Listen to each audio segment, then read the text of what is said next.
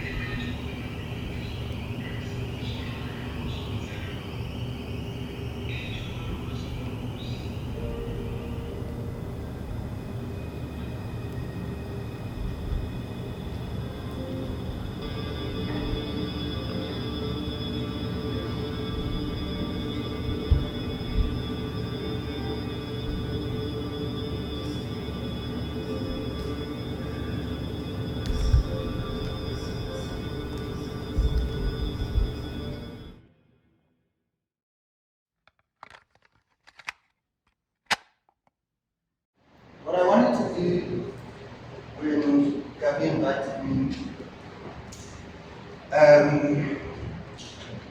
was to print as many rocks as possible, with the idea that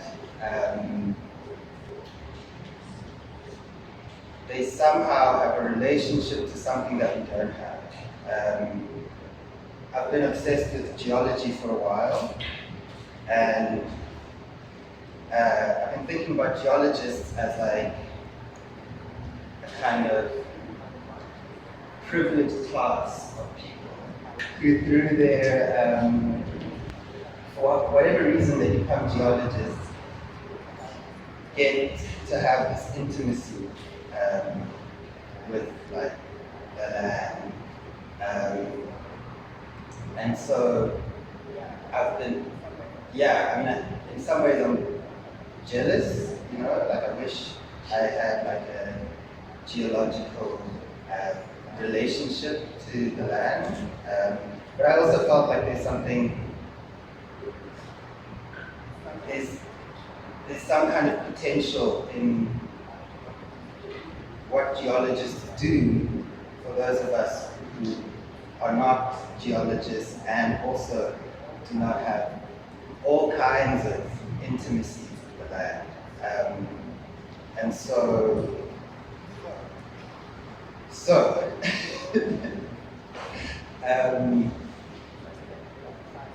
I spent a lot of time speaking to geologists, curators of geology museums, geophysicists, and trying to understand what it is, what parts of their practice can be appropriate to think differently about the land, and this triangle of viewing the land not as an object but as something that's happening, while not ignoring this question of absence. And so, the idea of printing these rocks are they're all named. I don't really know all of their names off the top of my head, but I found a bunch of, I'm still looking, I'm collecting what I call research grade 3D models of rocks, and then printing them. But the idea really came from talking to Nyakallo, who's the curator of the Geology Museum here, GP. And one of the questions we asked was what her dream geology museum would be. Trying to think a little bit about what it means to engage with like an institution or a discipline like geology, which has its long history, which is a colonial history, it's dominated by a certain kind of imagination, it's racially coded, gender coded, and so what kind of museum, what kind of changes would you make if there were no rules? And I won't tell you what she said, but one of the things that she proposed was to digitize the whole collection of EP and make it available to people, especially young Black students all around the country who have no access to rock songs. So students who are in the Pretoria area, they come on buses and have tours, but her sense is that there's a world of students who don't have access to that, who learn about geology in particular through absence, like reading and looking at pictures. And so the idea is like digitize connection, make it available, and I thought it's something quite complicated and also maybe like generous in a kind of weird political sense, that to bridge this distance between those who have and those who do not have, doesn't propose taking the rocks and sending them around the country, but a kind of second order of absence, like to send not the rock, but the image of the rock, the information to, and I still can't really get my head around it, but it's reminded me of this game kayak of land, viewing, and absence. And so these 3D models, which are supposedly like research quality, privileged objects, allow some kind of access, but are also like hollow, kind of disposable in a sense. They stand as like the presence of an absence. And that's what I've been trying to think about. As a white man in South Africa, how landing was a doing, and the word implies a sense of like kind of safety, making land fall, does one say, and yet for us, all of our ancestors landed at some point here, and how much violence and extraction and theft is contained in a word that appears quite benign in that sense. This refinance is a way of making a contribution. So it's a contribution, or a collective contribution. It is made visible through the collection of stones that are put on top of each other. In a homestead, for example, you would leave your stone on top of it and it becomes a pile. But in language, you would use it as referring to a contribution, like crowdfunding. That different people come together to make something possible.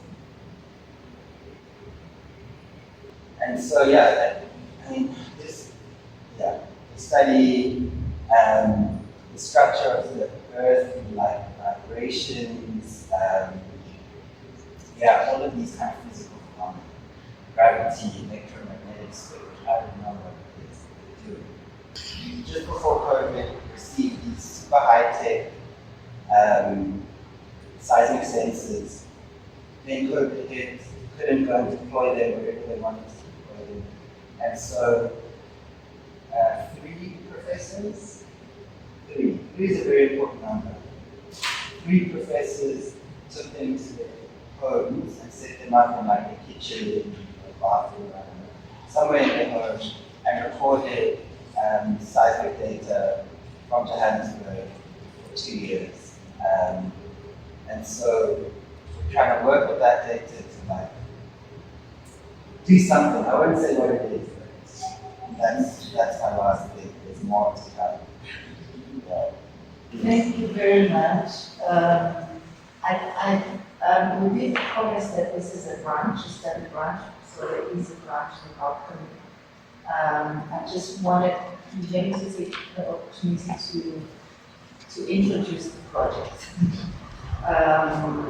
which the title Invest Forward and All at Once. And this title basically is guided by Nolan and Nyakallo, because the word invest comes up into their project, the way of thinking invest. So my introduction comes at the end. In the spirit of that, that just to introduce that this project, these two projects that are within Sinorama, which is a larger project, part of a project that is happening in Mexico, border of the US and Mexico, as well as Lima and Peru. I was invited almost a year ago to think. What I found interesting about the invitation was not an invitation to go somewhere, but to stay where I am, to think about the local. And I think I was interested in the project because I think COVID has made us think more about the local, especially, people like us in the adulthood get to travel a lot, and when the pandemic happened, they were stopped.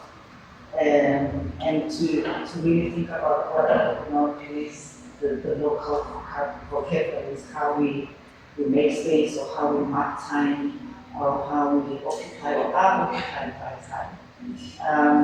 And so I decided to work with Nolan and Nyakallo, whom I don't think we knew each other before this project.